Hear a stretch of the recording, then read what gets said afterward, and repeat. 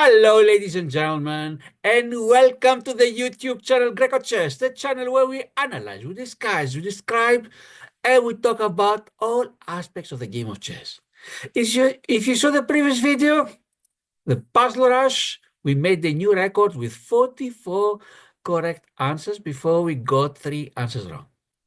We continue now playing against the bots. And who is the next bot? Let's give a look.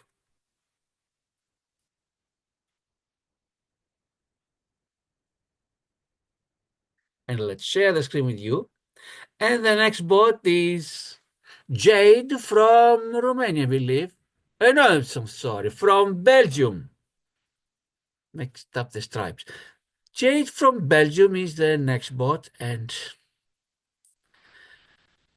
we are going to start playing with the white pieces as usual. And then once we are able to beat Jade, if we can beat Jade, of course, then it's time for the black pieces. This video is just going to be the game or the games with the white pieces. The next video will be the one with the black. And I'm starting as usual, pawn to e4. That's what I know. E4, and here we go. The Sicilian. That should be a fun game. Now, how do we reply? There are more than one ways. Now, something I've tried recently is with the Grand Prix attack. Let's try at least a knight to c3 and see how Jade is going to react. Knight to c6. One of us is going to learn today. Yes, you know what they say. If you win, it's wonderful. If you lose, you learn, and you wish you could learn less. Now, I'm not going for the Grand Prix. I don't want to gamble on that. Let's put my knight to f3. The Grand Prix is a pawn goes to f4, by the way. Pawn to e6. Let me develop my bishop to b5. Queen goes to e7. Do we have any chances? I don't see anything wonderful coming yet. Pawn to d3. So the bishop on c1 is free, is liberated. What if I put my bishop to g5 and attack the queen? It's tricky because if knight tries to block it, can queen go anywhere else? Queen can only go to d6. The best reply for black would be the pawn to f6, but then they open diagonal h5 to e8. Let's put the bishop on g5 and see how Jade will react. What's a big idea? Ah, okay, that's a big idea. Okay. Jade thinks that they can react by threatening my bishop, but look what's going to happen. I'm going to take the knight. If Jade takes my bishop, I'm taking the queen. Now we're really playing. Okay, so Jade just lost a piece, but did not lose the queen. Bishop to h4 now. We are a piece ahead for a pawn. You see the +2 here at the bottom. Rook goes here to g8. What can I do? If I move my pawn, I'm weakening my knight on f3. I'd rather put my bishop on g3 and see what's going to happen. Queen goes back to d8. I would like if it was possible, but now it's not. To put the bishop on c7, attack the knight. So I'm not going to do it. And I don't want to castle on king's side because then the rook on g8, I don't like how it's staring, will be staring towards my king. Let's develop the queen to go where? It can go to, yes, can go to d2, doesn't threaten anything, but can I castle king side? If there was no bishop on f8, I could take the pawn on h6, but I cannot. My knight will go to e4, and if I have a second move in a row, goes to f6, queen takes, then attack a knight on a5. Let's see if anything like that can happen. I'm attacking the pawn at f6. What does Jade want to win? Place the bishop on b7. It protects the knight, so I cannot do the idea I had before. Knight takes, queen takes, and then I take the other knight.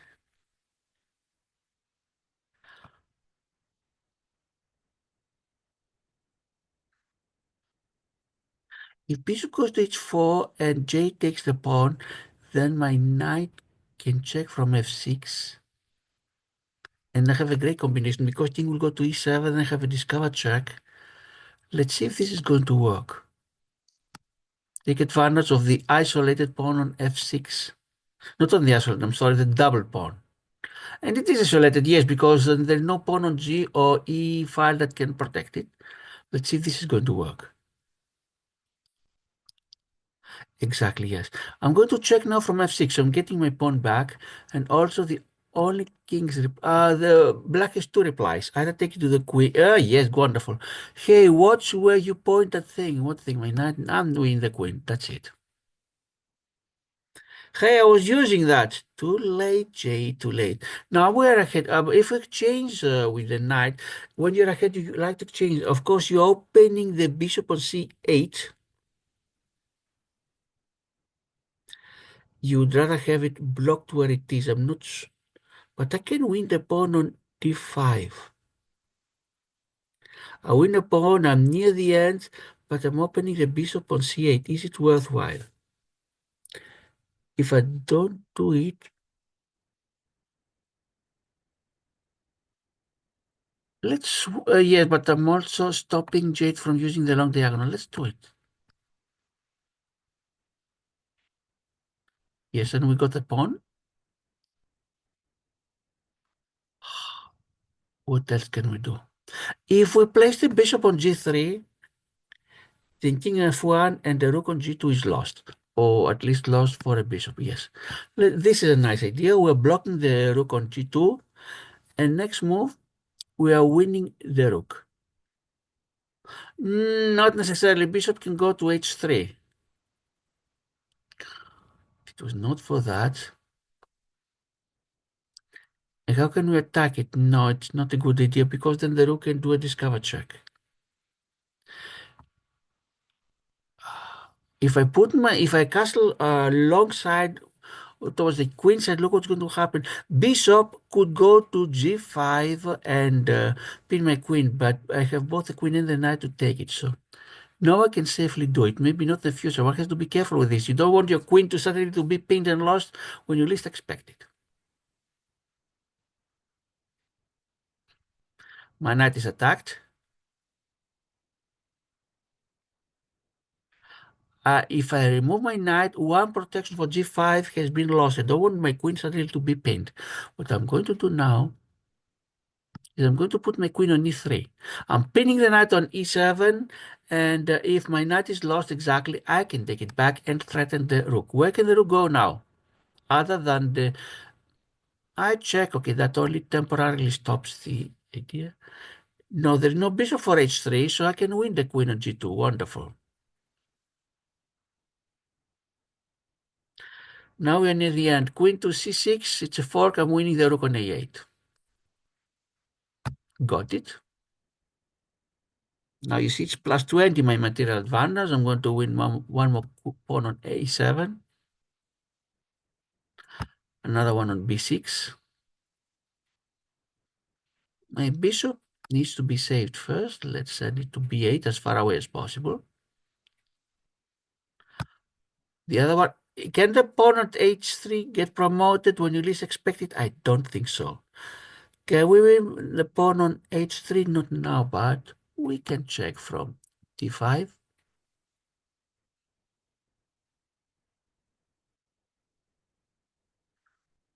What else can we do? Let's pin the bishop on c5 with my rook here.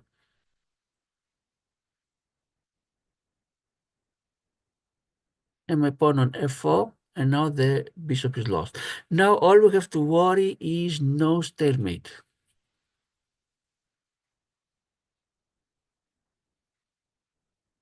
How can we end this thing? Queen checks from e6.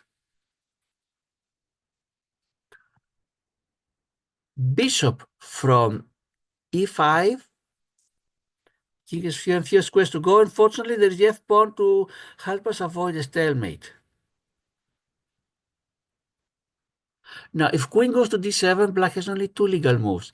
Either king goes to g8, and then we checkmate, or pawn goes down to f4. And we'll think what we can do.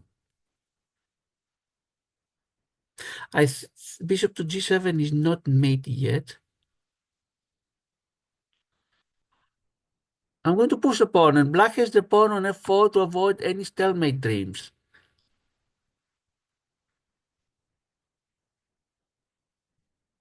Check from here.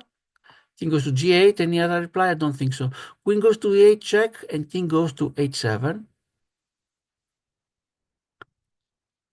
And queen to h8 mate, I think. Yes. Whoa, can I get another try? Next video, you're going to have the white, I'll have the black. So this completed the game much easier than what I expected. I had some much tougher games with the weaker bots than you. But let's see the game review. What does the game review say? There are nearly 1,800 grandmasters in the whole world, he said before it was a race.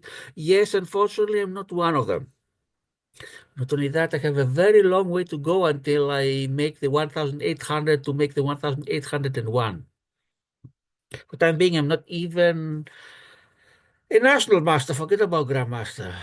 Just as you've seen in previous videos, after the December Swiss tournament in the Queen's Club, my rating was increased from 1551 to 1631, which means that from Class B, I made it to from Class C, I made it to Class B, and I need first to make it Class A and then start going for the titles. But let's see how did we do this game. 83.2 percent for me, 73.6 for Jade.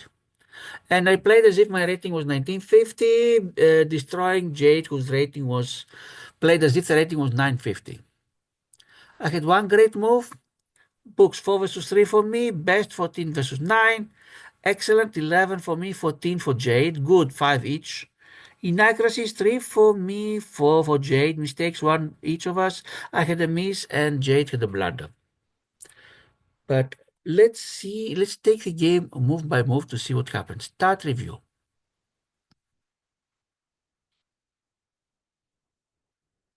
Sicilian, knight to c3, knight. Yes, book moves until now. Another book move. Let me tell you something. I recently started trying the Grand Prix. What you do is you put your pawn to f4 and only after that the knight to f3 because now my knight is blocking the f pawn. And after that you try to exchange your bishop on f1, castle king side, queen goes to e1, and then you start making necessary pawn exchanges, hoping to have open lines towards the black king. But I decided not to take this chance with Jade because this is very, very sharp. Very risky, I would say. Until now, we're following book. And now Jade will leave the book and plays queen until book, and I have it's 0.0. You see, we are both even until now. But it seems that Jade's book ended now because queen to e7 is a mistake.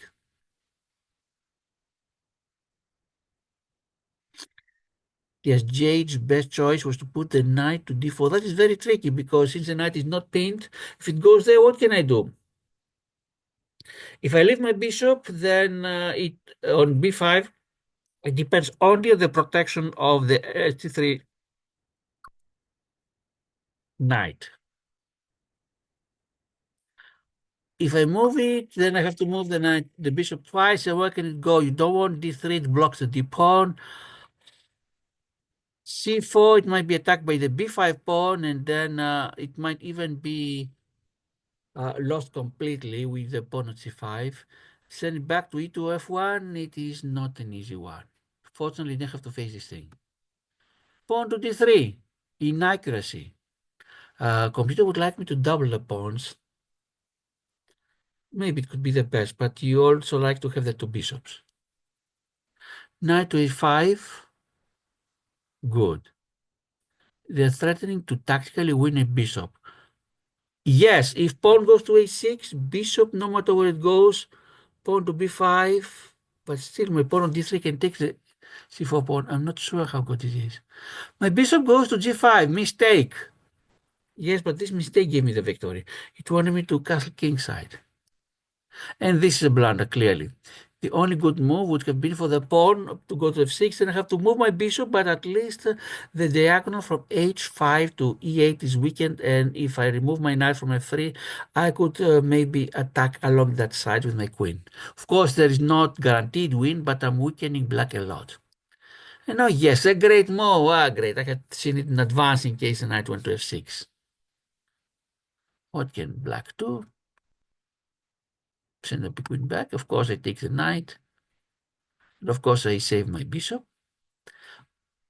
Bishop to g3. Computer thinks it's inaccuracy. The reason I did it is because I wanted to defend the g2 pawn. If I place a knight on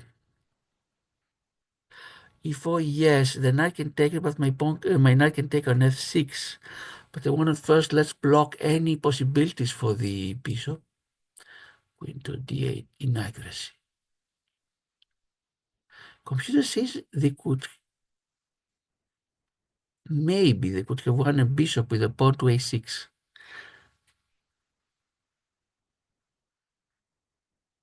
Into d2. Bishop? No, bishop is not take. It seems that black had a possibility with a pawn on a6 to force, especially with my bishop on d3 blocking. Actually, my pawn on d3 blocking the bishop from going too far to the back. It could only go a4, c4. And then the pawn on b5 forces my bishop to go where? No, from c4 it could even go to d5 and attack the rook. It's not so simple any longer. Move is okay, but would rather have me castling. Bishop to h4, threatening to win a pawn by the queen. Yes, good, got it. And now we win the queen. That queen was yours for the taking. What would computer prefer? Yes, the best move, says the computer. Imagine if this is the best move and not place it, because if it went to e7, then the knight could go almost anywhere, have a discover check, which could from the bishop.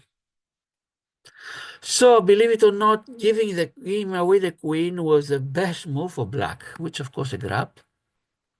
You see, my advantage is 5.7 now. Knight to c6 now, exactly. Yes, the best move. Oh, not the best. Yeah, the combination, okay. Well, the computer would rather have my knight from f3 take on e5 instead of the bishop. Because then I had also attacked the pawn on c6. Computer would rather have me take the pawn on h6 ready. Now, chance is lost. But still, my advantage has gone up to 6.6, as you see here at the bottom left.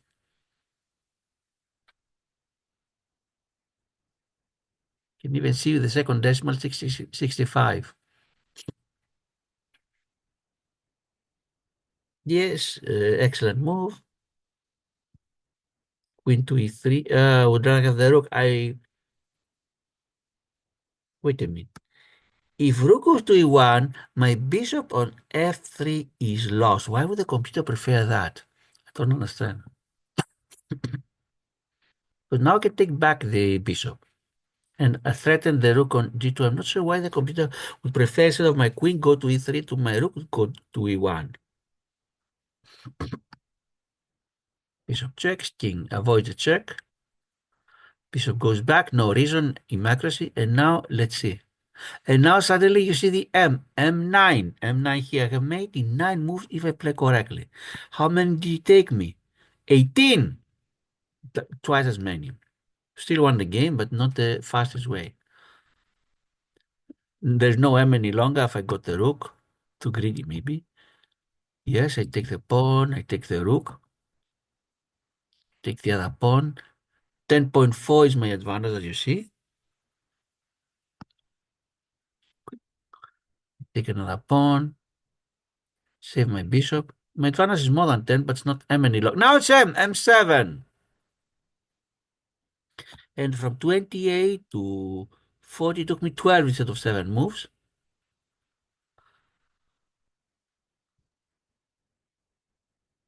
Into c5. Is checking. Let's see. From m7, we go to m8, m6, and we stay on m6, m5 now. m5,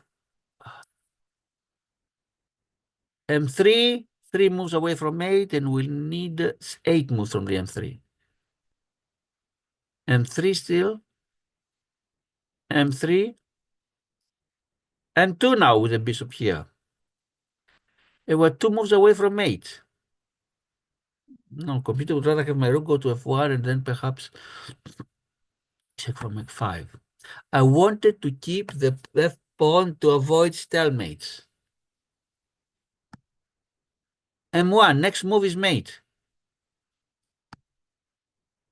Ooh, queen to f7 is mate now. I didn't see, so the m1 took me 3 moves. That's why g7 is a miss, is the computer, but still m2.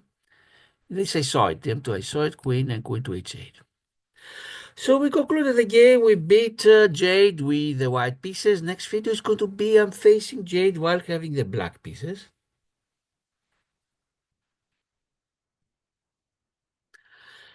And so long as nothing else comes in the way, I'll continue playing one both with the white pieces, one with the black, and one dead chess puzzles. Hope you enjoy them and hope you learn something from them.